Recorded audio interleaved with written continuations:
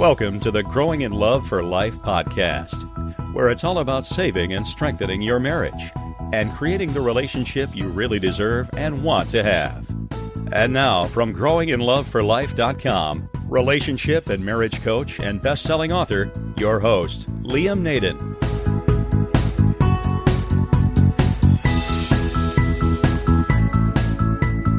This is episode 9 of the Growing in Love for Life podcast. Hello everybody, it's Liam Naden here, and welcome. And in this episode, we're going to cover something that I think you'll find pretty interesting and powerful. And I've called it the 30-day plan to save and transform your marriage. So this is all about not only how you can save your marriage within 30 days, or even less actually, but also to transform it, and by that I mean to make it even better than it ever was. So I don't know where you are right now, obviously, but you're probably here because you're in a place of real pain in your marriage or your relationship. Maybe you're feeling hurt. Maybe there's a lot of hurt there. Maybe your spouse is feeling hurt as well. Maybe one or either of you are considering leaving. Maybe one or either of you is having an affair. Perhaps you've tried counseling. Perhaps you've tried everything, in fact. And maybe your spouse is not willing to try anything more, or perhaps didn't even want to try counseling in the first place. But for whatever reason, all the love and the communication has gone from your marriage and relationship, probably. And you might be thinking from where you are right now that to rescue your marriage and make it an amazing relationship, particularly in just 30 days, is just a fantasy. You know, you're probably thinking, well, it can't possibly be done in your case. I mean, maybe you just can't imagine that you and your spouse have got over all your problems and you're having a loving relationship, and where not only do you feel truly loved by them, but you love them as well, and you're sharing fun and laughter, and things are fun and they're easy between you, and you've both completely got over any hurts that you were feeling, and where you've got a fantastic sex life as well, and you're both exploring ways to satisfy each other sexually, so that it keeps things bubbling and exciting and getting better day by day. So you really are probably thinking this is all impossible, but the truth is it's not, and any marriage, I believe, can be saved and turned into this sort of relationship. However, to do that, and particularly within this 30-day period which I'm going to show you about, you need to have certain things in place. Now, the first thing you need to have is you need to have a commitment. So you really have to want to save your marriage. Now, this is something I've covered in earlier podcasts in a lot more detail. So if you haven't already listened to some of those, I really encourage you to go back and have a listen, because you need to have a commitment that you're going to save your marriage. You need to be really committed to it. And even if your spouse is not, if you are, that's the vital thing. And one way to get committed, just briefly, is to ask yourself, what will I lose if my marriage ends? It's a really good question to ask yourself. What will I lose if my marriage ends? And also, on the other side, what have I got to gain from having a great marriage? So, the first thing you need is a commitment to save your marriage. Now, the second thing you need is you need to have the right information. And this is obviously absolutely critical. You need to know exactly what to do, because no matter how committed you are to saving your marriage and transforming it, if you don't have the right information, you're not going to do the right things, so you're not going to get the right result. And of course, that's what I'm here to do, is to share with you some of the right information, to give you the right information, things that actually really work. So that's the second thing. The third thing is you need to take action.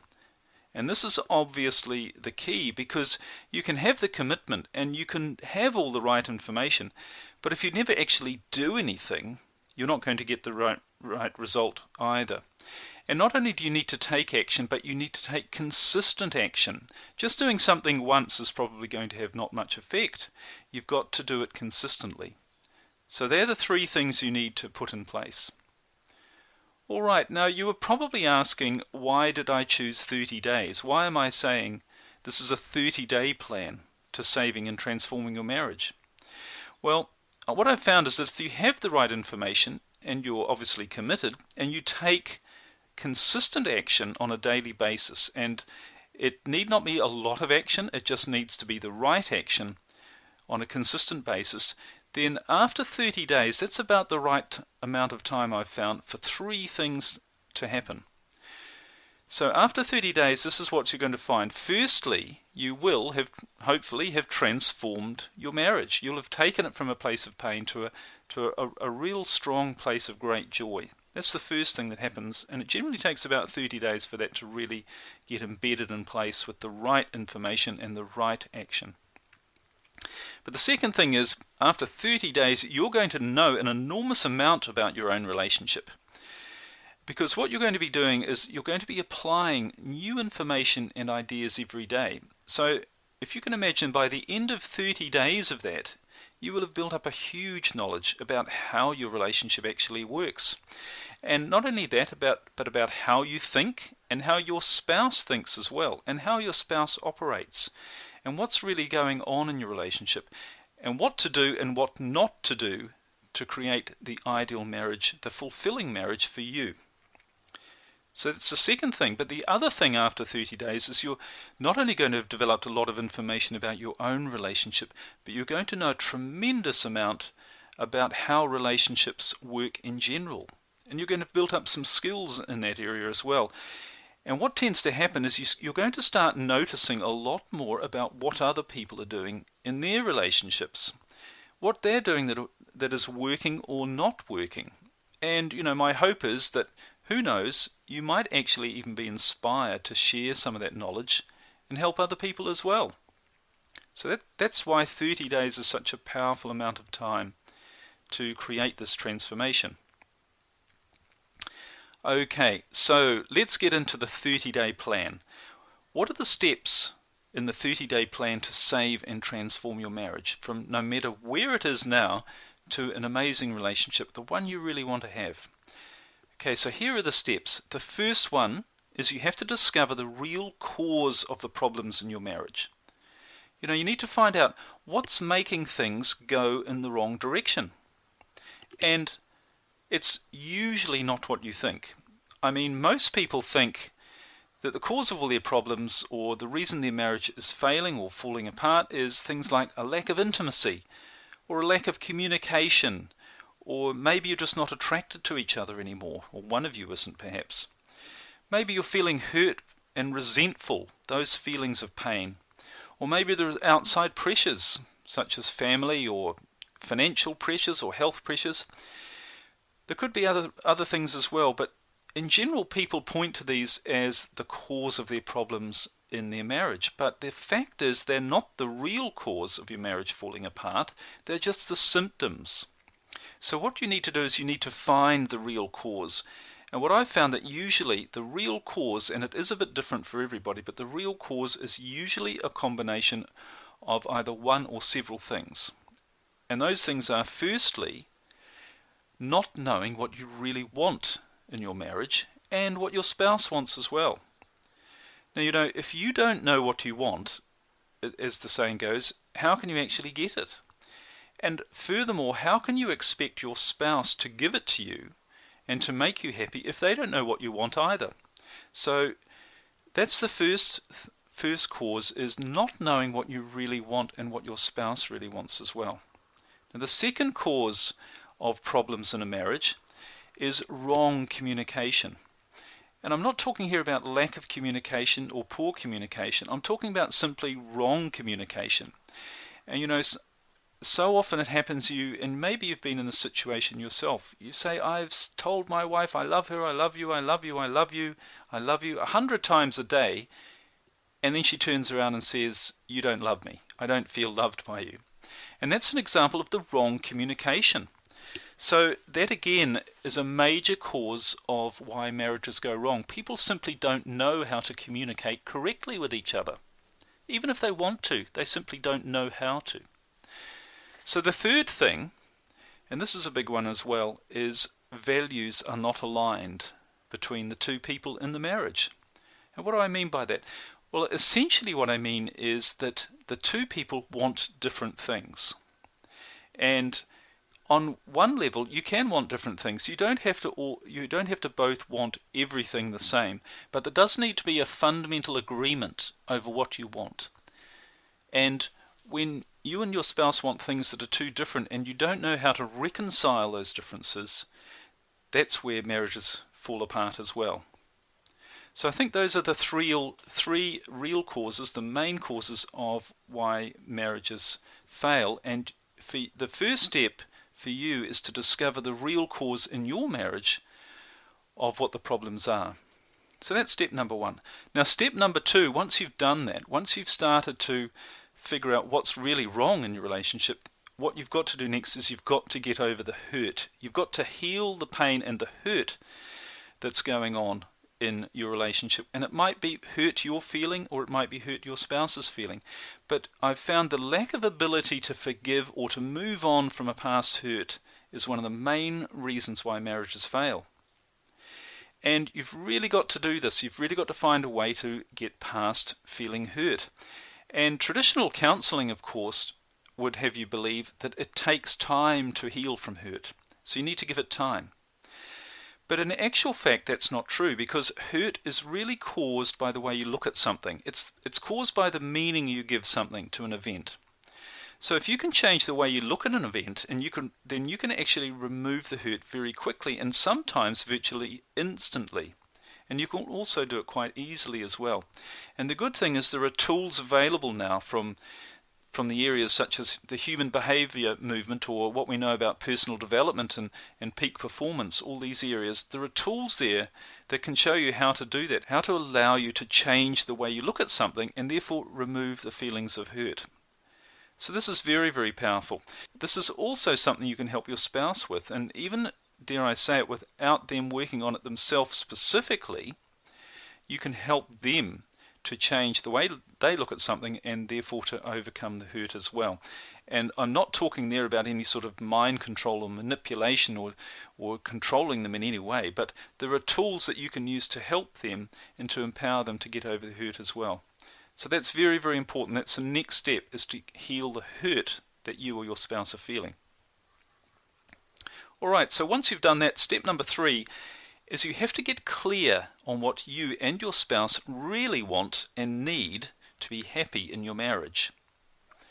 And I'm sure you would agree, we all have needs and wants, but if they're not being met in our marriage, we're simply not ever going to be happy. And what happens then is we either put up with an unhappy marriage and it just gets worse and worse, because if it's not getting better, it must be getting worse. Or what happens, we start to look elsewhere to find it. So we might go and find somebody else, have an affair, get emotionally involved with someone else who is making us happy. Now the good news actually on the flip side of this is if you actually really know what your spouse wants and needs to make them really happy and you give it to them, then they're not going to want to leave you. And in fact, if they already have left, they're going to want to come back. So you really need to get clear on what you and your spouse really want and need. And the thing is, most people aren't clear on what they want or need. And they think it's the house or a car or more money or a better job or even sex. But these aren't the things that make you happy. What really makes you happy are feelings. And you think you want the car and the house and the sex because that will make you happy, but what you really want is the feelings that they're going to give you. And a good way of thinking about this is, have you ever really wanted something, and when you actually got it, you were surprised that it didn't make you feel as happy as you thought it would? Or maybe it did just for a while, and then the sort of novelty wore off, and then the same old feelings of unhappiness came back. And so what did you do then? Well, you think, well, I need something else to make me happy, so then you go after something else, and you think, when I get that, I'll be really happy. And this is what happens with most people, and they get caught up in this endless cycle of always wanting more to be happy. But the thing is, when you do that, you're never going to find what you're looking for, because you need to identify what it is that really makes you happy, and obviously what makes your spouse really happy as well. So that's really critical, and again there are processes to help you get really clear on what your true wants and needs actually are. So it's really important. Alright, so step number 4, once you've established where the problems are and you've got over the hurt that's been a part of your relationship, and then you've started then you know what you really want and need to be happy, then you can start to rebuild the attraction. And this is really, really important. And there are several keys to getting your spouse attracted to you again and you attracted to them, because I'm sure you'd agree, and there are several things you can do to start to rebuild the attraction in your relationship. And I've covered this in an earlier podcast as well. But the key to getting your spouse attracted to you again is to meet their emotional needs. In other words, it's simply about making them feel good around you. And the way to do that, of course, is to, once their hurt is healed, then is to know what they really want and what they need to be happy. So when you know that, you can start to try and meet their emotional needs and make them feel happy. And the second thing that is a key to getting your spouse attracted to you is to make them feel truly loved by you. And this is really critical. It's what also builds trust and feelings of safety, and which are absolutely vital to have in a strong marriage. And you also need to find ways to get your spouse quickly attracted to you again and deeply attracted to you again. Because the truth of the matter is, you used to do things that made them feel attracted to you. And I'm pretty sure, I could almost guarantee, that if they're no longer attracted to you, you're not doing the things that made them feel attracted to you. So you've got to identify what those things were and start doing them again. So that's step number 4, is to rebuild the attraction in your marriage. Okay, step number 5 is you've got to transform your communication. And you'll remember earlier I said one of the major causes of marriage failure was wrong communication. Well, you've really got to start to understand what communication really means in your relationship.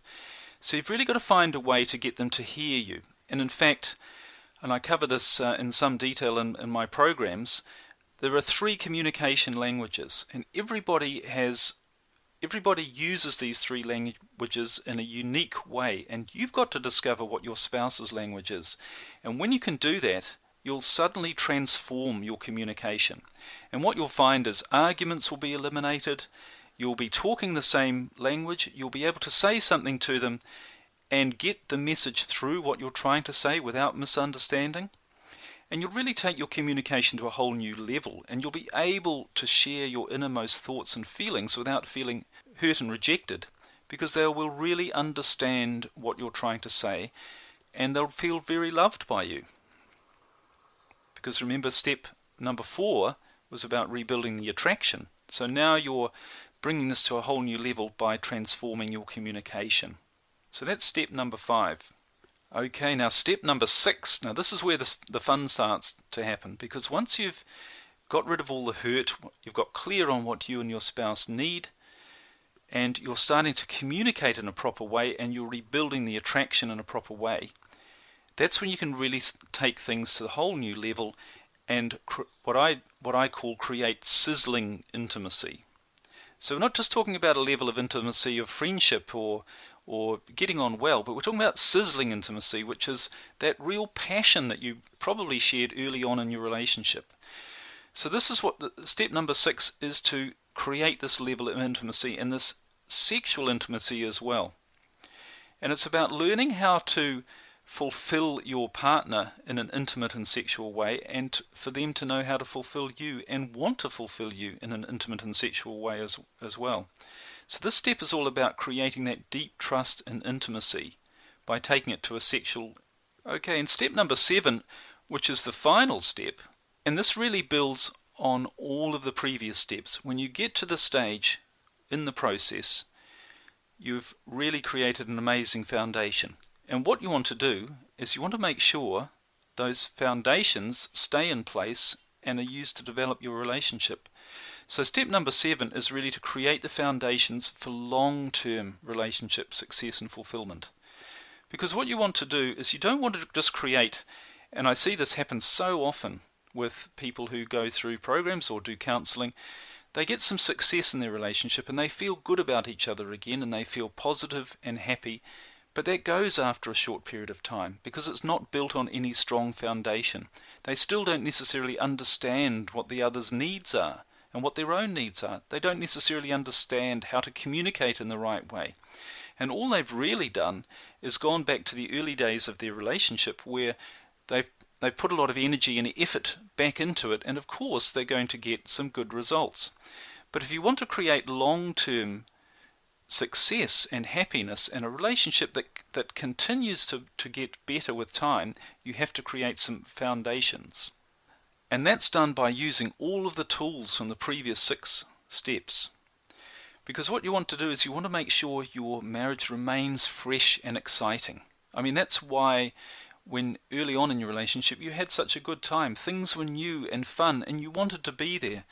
So you've got to find a way to keep your relationship fresh and exciting, and all of the previous 6 steps show you how to do that.